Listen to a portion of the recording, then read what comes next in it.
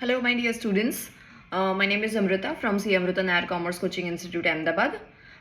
हम गाला का जो सॉल्यूशन स्टार्ट किए हैं, जो भी हमने वीडियोस, उसमें हम पेपर 1 का सेक्शन सी स्टार्ट करने जा रहे हैं. तो let's start with me. 31 number का क्वेश्चन जो है हमारा, उसमें we have 3 partners, Rohit, Virat and Anil are 3 partners sharing profit and loss in the equal proportion. तो इनका P&L रेशियो जो है वो है equal, that is 1:1:1. Their total capital is 3 lakh, जो मैं यहाँ पे साइड पे लिख दी हूँ. इनका जो टोटल कैपिटल है, ठीक है, इनका रियली सॉरी, टोटल कैपिटल जो है इनका वो है 3 लाख का. And their proportion of their capital is 2:3:5. तो यहाँ पे मुझे कैपिटल प्रपोर्शन दिया हुआ है विच इज 2:3:5, 2:3:5, राइट. अब फर्म पे 6% interest per annum on capital. Partner Virat received 45,400. ठीक है, किसको मिला है 45,400? पार्टनर विराट को, इंक्लूडिंग इंटरेस्ट ऑन कैपिटल. सबसे पहले हम लोग जो टोटल कैपिटल है उसको कैपिटल प्रपोर्शन में डिवाइड कर लेते हैं. तो कैपिटल प्रपोर्शन में अगर हम डिवाइड करेंगे तो हमारी जो कैपिटल हो जाएगी, so what we have to do, 3 lakh into 2 divide by इन सबका टोटल. तो इन सबका टोटल कितना आ रहा है, 2 + 3 5 एंड 5 + 5 इज ऑल्सो 10, राइट. तो हम क्या करेंगे, 3 लाख इंटू 2 डिवाइड बाय 10. तो मेरा जो कैपिटल आ रहा है विच इज 60,000, यहाँ पे आ रहा है मेरा 90,000 एंड इसका आ रहा है हमारा 1,50,000. ओके, फिर मुझे बोला है 6% इंटरेस्ट. तो यहाँ पे मैं 6% इंटरेस्ट कैलकुलेट कर लेती हूँ. 60,000 का 6% इंटरेस्ट हो जाएगा 3600, 90,000 का हो जाएगा 5,400 एंड 150 का 6% हो जाएगा 9,000. Okay, then partner Virat received 45,400 including interest on capital. तो ये हो गया मेरा कैपिटल प्रपोर्शन इधर. चलिए, now the total amount received including IOC दिया है मुझे, राइट. यहाँ पे मुझे बोला है इंक्लूडिंग इंटरेस्ट विराट को मिल रहा है 45,400. तो विराट ये रहा, ठीक है, विराट को मिल रहा है 45,400. तो देखिए अभी 45,400 विराट को इंक्लूडिंग IOC मिल रहा है, जहाँ पे उसका IOC जो है, IOC है इसका 5,400. तो बाकी का अगर मैं माइनस करूँ अमाउंट, तो रिमेनिंग अमाउंट कितना बचेगा मेरा, रिमेनिंग अमाउंट बचेगा मेरा 40,000, correct, because 5,400 plus 40,000 will become 45,400. तो मुझे बाकी के पार्टनर्स का अमाउंट जानना है, that is this and this. अभी इनका जो प्रॉफिट शेयरिंग रेशियो है, P&L रेशियो जो है इनका वो है इक्वल, करेक्ट. तो इट्स 1:1:1. तो अगर एक पार्टनर का 40,000 का प्रॉफिट हुआ तो बाकी के जो 2 पार्टनर है उनका भी कितना होगा, 40,000. इस हिसाब से इसका हो जाएगा 43,600 और इसका हो जाएगा 49,000. So this is your answer. Next question is 32.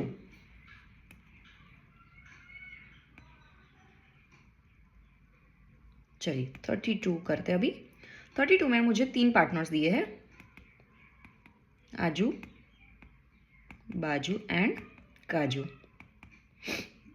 इनका प्रॉफिट शेयरिंग रेशियो है, जो ओल्ड P&L रेशियो है वो है 5:4:3. मतलब इसका जो टोटल हुआ वो कितना हुआ, 5 + 4 9, 9 + 3 विल बिकम 12.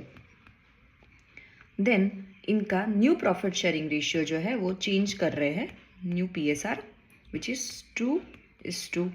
तो इसका टोटल हो जाएगा हमारा 5. चलिए, मुझे क्या फाइंड करने को बोला है, find out the gain ratio. तो हम अप्लाई करेंगे गेन का formula. So what is the formula for gain, तो गेन रेशियो का फॉर्मूला होता है new ratio minus old ratio. इस हिसाब से आजू का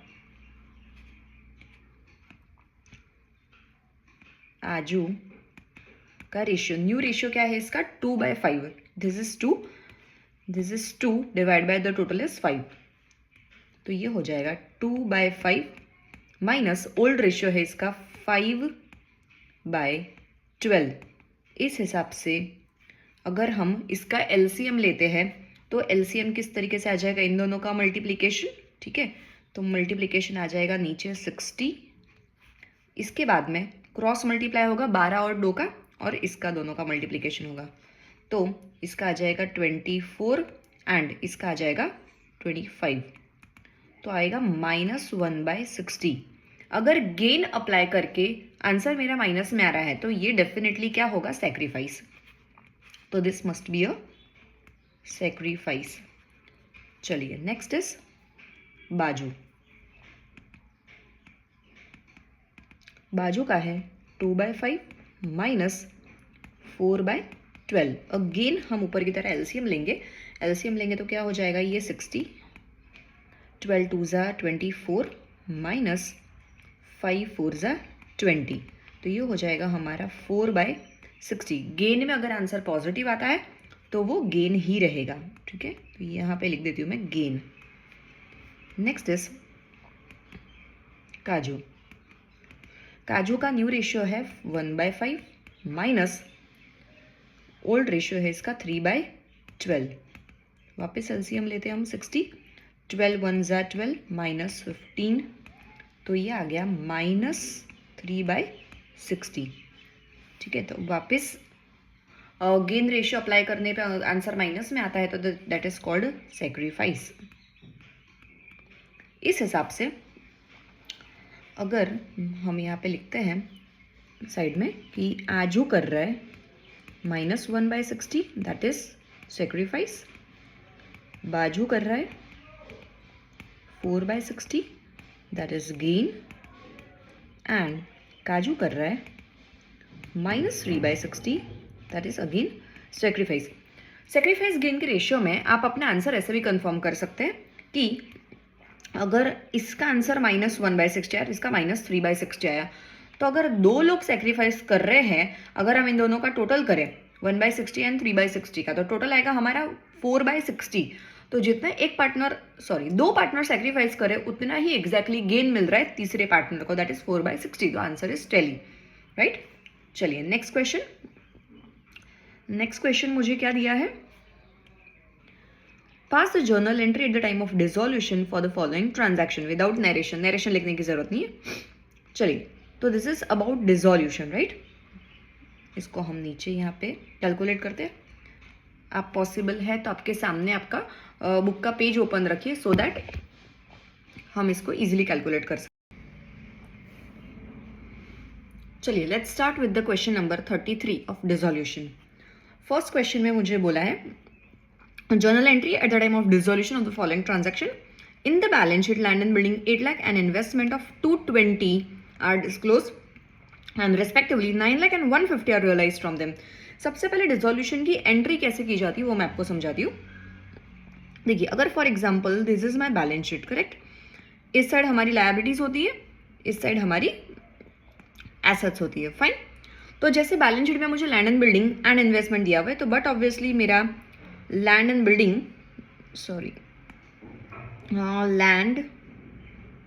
बिल्डिंग एंड जो भी इन्वेस्टमेंट है वो कौन से साइड होंगे, इधर होंगे, राइट।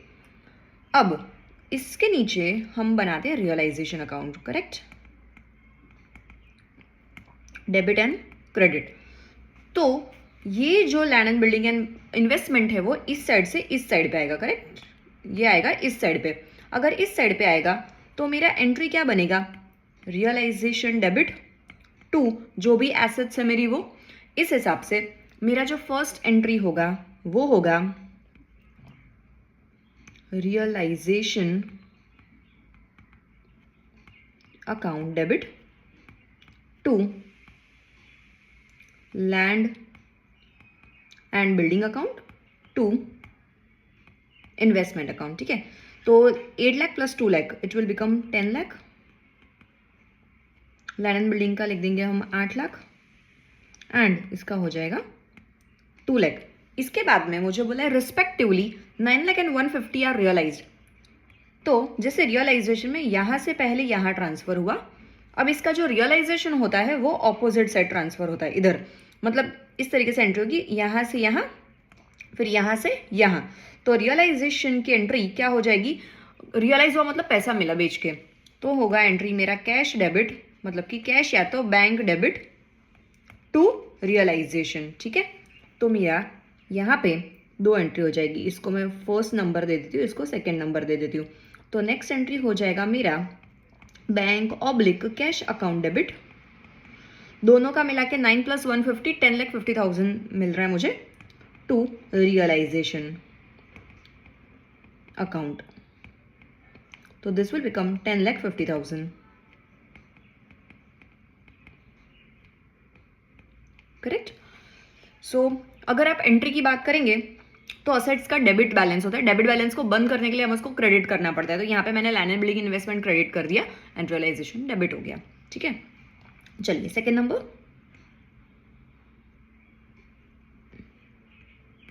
सेकेंड नंबर में मुझे बोला है goodwill is not disclose in the book, ठीक है, बट फिर भी 50,000 मुझे मिला।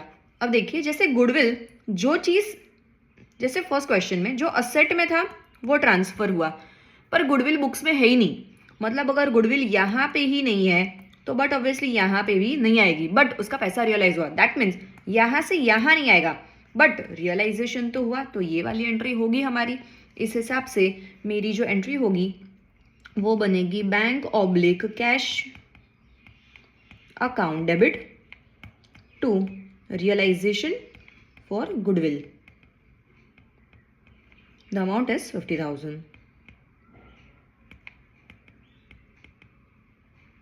थर्ड नंबर,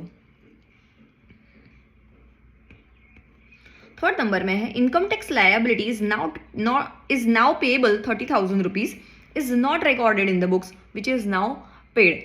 अब देखिए इनकम टैक्स लायबिलिटी यहाँ पे होती है लायबिलिटी में, राइट। सो यहाँ पे भी अगेन गुडविल जैसा क्वेश्चन हो गया कि जो चीज़ यहाँ पे ही नहीं है, मुझे बोला है is not recorded in the books, books में नहीं है, बुक में होती अगर तो ये यहाँ से इस साइड आती है पहले, मतलब liability has a credit balance, बंद करने के लिए उसको डेबिट करेंगे एंड रियलाइजेशन क्रेडिट हो जाएगा। तो लायबिलिटी हमेशा यहाँ से यहाँ आती है, देन उसका पेमेंट हम यहाँ से यहाँ करते हैं। तो जो चीज़ यहाँ ही नहीं है वो यहाँ पे नहीं आएगी, बट इसका रियलाइजेशन तो होगा, तो ये वाला एंट्री हमारा बनेगा। ये वाला एंट्री कौन से साइड बनेगा, तो realisation debit and cash and bank credit. तो एंट्री हो जाएगा हमारा realisation account debit to bank oblique cash account. कितना पेमेंट किया है हमने, 30,000। आई होप आपको इसकी एंट्री समझ में आ रही है। चलिए next question is 34 number. Let me remove this first. चलिए now next question is 34. 34 में मुझे बोला है how would you deal with the following balances disclosed in the balance sheet at the time of dissolution of partnership firm. चलिए सबसे पहला है general reserve, इसका भी मुझे या तो हम जर्नल एंट्री के टर्म्स में भी कर सकते हैं या तो मैं आपको नॉर्मली एंट्री बता देती हूँ इसका। First general reserve is distributed to the partners, तो एंट्री हो जाएगा हमारा general reserve account debit to जो भी मेरे पार्टनर्स है, partners capital oblique current account, ठीक है, इन द जो भी प्रॉफिट शेयरिंग रेशियो है उसके अंदर। सेकेंड नंबर है वर्कमैन एक्सीडेंट कॉम्पनसेशन फंड, तो ये भी पार्टनर्स में डिस्ट्रीब्यूट हो जाता है, तो इसका भी एंट्री बनेगा हमारा workman accident compensation fund account debit to same partners capital oblique current account. And third number है डेप्रिसिएशन फंड, चलिए अभी डेप्रिसिएशन फंड चला जाता है रियलाइजेशन में, तो लेट मी शो यू कि कैसे जाएगा। जैसे अभी जस्ट हमने एक बैलेंस शीट बनाया था, करेक्ट, यहाँ पे this is balance sheet, this is asset side. Depreciation fund कैसे शो करते हैं हम लोग, तो मान लीजिए जो भी मेरा मशीन है, जो भी असेट है, मशीन माइनस डेप्रिसिएशन फंड इस तरीके से रिकॉर्ड होता है, करेक्ट। फिर हम लोग जो भी उसका बैलेंस है उसमें से डेप्रिसिएशन फंड, उसको हम accumulated depreciation, provision for depreciation के नाम से भी जानते हैं, देन आफ्टर बाहर अमाउंट आएगी, ठीक है। अगर मैं इसके आप नीचे आपको रियलाइजेशन बना के दिखा दी हूँ, रियलाइजेशन, तो जैसे अभी आपको मैंने प्रीवियस क्वेश्चन में किस तरीके से बताया कि मशीन यहाँ से यहाँ आएगी, correct, because it's a positive balance, तो मशीन यहाँ से आएगी। बट डेप्रिसिएशन फंड जो है it's a negative balance, negative balance on asset side का एक्चुअल प्लेस होना चाहिए लायबिलिटी साइड, करेक्ट। तो मशीन अगर यहाँ पे आता है तो this is a negative balance, इस वजह से ये सेम साइड आएगा। तो एक बात पक्की हो गई कि इस साइड आएगा मतलब रियलाइजेशन क्रेडिट होगा, तो automatically depreciation fund will be debited. तो हो जाएगा यहाँ पे depreciation fund account debit to realisation. ये सेम इफेक्ट हम बेड डेट रिजर्व के लिए भी देते हैं, पीएफडीडी के लिए, बेड डेट रिजर्व के लिए भी सेम इफेक्ट आएगा, क्योंकि डेटर पॉजिटिव बैलेंस है वो क्रॉस में रियलाइजेशन के डेबिट आ जाएगा, बट जो पीएफडीडी या बीडीआर का नेगेटिव बैलेंस है वो सेम साइड आएगा, मतलब कि क्रेडिट साइड आएगा, ठीक है, रियलाइजेशन अकाउंट। चलिए now let's start with the next question which is 35। On 1/6/18, Aditi Limited issued 10,000 8% debenture of 200 each. चलिए इशू कितना किया है, इशू किया है हमने 10,000 डिबेंचर्स 200 रुपीज के एट अ प्रीमियम 5%, राइट। तो 200 का 5% प्रीमियम कितना हुआ, 10 रुपीज। तो इस हिसाब से मेरी इशू प्राइस हुई 210।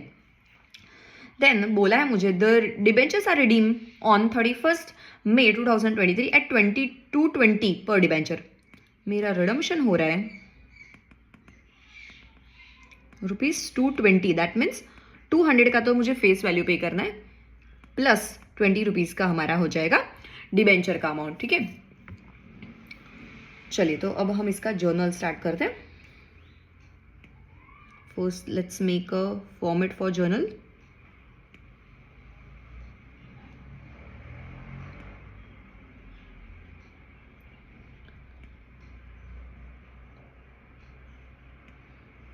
यहाँ पे आपको डेट का कॉलम बनाना पड़ेगा, बिकॉज आपको क्वेश्चन में डेट दिया हुआ है।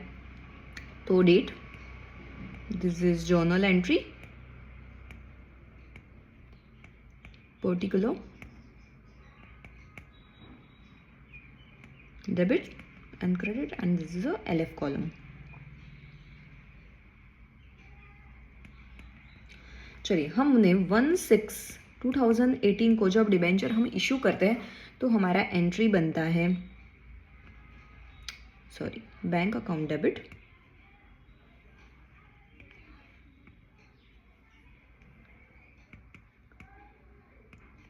Bank account debit to debenture application and allotment. जब डिबेंचर का पैसा एक साथ अगर आना होता है तो एंट्री आ जाती है हमारी एक साथ, मतलब कि bank account and debenture application allotment दोनों साथ में लिखा जाएगा। तो इस हिसाब से हमारा जो एंट्री आएगा वो आएगा बैंक अकाउंट डेबिट, कितना, 10,000 के डिबेंचर है हमारे, एंड हम इशू कर रहे हैं 210 से, तो हमारा अमाउंट आ जाएगा यहाँ पे 21 लाख, विदाउट नरेशन बोला है। Again on the same date 1/6/18 को हम ये एंट्री डेबिट कर देंगे, debenture application and allotment account debit with amount same 21 lakh to, जैसे मैंने आपको प्रीवियस वीडियो जो डिबेंचर्स के अपने वीडियोस देखे होंगे उसमें आपने देखा होगा, मैंने 6 केसेस के बारे में आपको बताया था कि 100% ये केसेस आते हैं, तो this is also one of the question. To मैं यहाँ पे कर देती हूँ नॉर्मल एंट्री, हमारी कितने परसेंट का डिबेंचर है, हमारा 8% का, तो 8% डिबेंचर अकाउंट, 10,000 इंटू 200 का डिबेंचर है, दैट इज 20 लाख, देन कैसे इशू किया है हमने, प्रीमियम से, तो आ जाएगा हमारा security premium reserve account, that is 10,000 into 10 rupees, that is 1 lakh. देखिए सबसे पहले आपको ये एंट्री को कंफर्म करना है, 21 lakh in debit and 21 lakh in credit. अब जो भी हमारा लॉस है, सी 220 में अगर मैं रिडीम कर रही हूँ, इस हिसाब से 200 का फेस वैल्यू प्लस 20 रुपीज़ मुझे एक्स्ट्रा पे करना पड़ रहा है, तो ये जो 20 रुपीज़ एक्स्ट्रा पे करना पड़ रहा है दैट इज माई लॉस देखा जाए तो, ठीक है। चलिए तो इन दो एंट्री होती है इनको हम अलग से लिखेंगे, तो यहाँ पे आ जाएगा मेरा loss on issue of debenture debit to premium on redemption account credit। Loss and premium on redemption में क्या अमाउंट आएगी हमारी, तो 10,000 के डिबेंचर है हमारे, इनटू 20 रुपीज़ में एक्स्ट्रा दे रही हूँ, तो 20 रुपीज़ का मेरा लॉस है, क्योंकि 200 के शेयर लेके मैं रिफंड कर रही हूँ, 200 फेस वैल्यू के शेयर लेके मैं रिफंड करने जा रही हूँ 220, इस हिसाब से 20 रुपये मेरा लॉस है, तो आ जाएगा यहाँ पे 20, तो ये अमाउंट आ जाएगी हमारी 2 लाख। देखिए अब आप सेपरेट एंट्री करेंगे, बाद में उसको कंबाइन करेंगे तो आपके लिए ज़्यादा इजी रहेगा टू टैली द अमाउंट। चलिए उसके बाद मुझे बोला है, अब सी नेसेसरी एंट्रीज बोली है, सिर्फ इश्यू की बोलते तो हम ये 2 एंट्री करते, इश्यू एंड रिडम्पशन बोला होता तो हम 4 एंट्री करते, तब यहाँ पे मुझे नेसेसरी एंट्री बोला है तो ऑन अ सेफर साइड हम सारी ही एंट्री कर देते इसकी। तो नेक्स्ट एंट्री हमारी आएगी रिडम्पशन के रिलेटेड, तो रिडम्पशन हमने किया है 31 मई 23 को, 31 मई 23 को एंट्री आ जाएगी। सी मुझे पे कितना करना है, मुझे पे करना है डिबेंचर का amount and premium on redemption, ठीक है, ये दोनों चीज़ें मुझे पे करनी है, इन दोनों को हम डेबिट कर देंगे। 8% debenture account debit, premium on redemption of debenture account debit to, किसको पे कर रहे हैं हम उसको, डिबेंचर होल्डर को। तो 8% डिबेंचर की अमाउंट थी ये 20 लाख, प्रीमियम ऑन रिडम्पशन में पे करी 2 लाख, इस हिसाब से टोटल पे करूंगी 22 लाख, ठीक है। नाउ डिबेंचर होल्डर को ये अमाउंट मुझे पे करनी है, तो पे करने के लिए क्या एंट्री करेंगे हम, 31 March 23, that is debenture holder account debit to bank, कितना पे करना है मुझे, 22 लाख, 22 लाख, ठीक है। लास्ट क्वेश्चन है हमारा 36 नंबर का, that is difference between shares and debenture. अब ये बेसिकली 3 मार्कर क्वेश्चन है, तो 3 मार्कर में 3 पॉइंट लिखेंगे तो भी चलेगा, इनमें से ये मैंने टोटल 8 पॉइंट्स मेंशन किए यहाँ पे, आप 8 में से कोई भी 3 point, but on a safer side I would suggest you कि आप 3 की जगह 1-2 पॉइंट ज़्यादा लिख दीजिए, सो दैट अगर आपका कोई एक पॉइंट टू द प्रॉपर नहीं हुआ तो बाकी के 2 पॉइंट के हिसाब से आपको मार्क्स पूरे मिल सकते हैं, ठीक है। आई होप ये वीडियो आपको समझ में आया, अच्छा लगा तो आपके फ्रेंड्स को भी शेयर करना and do subscribe the channel. Thank you so much.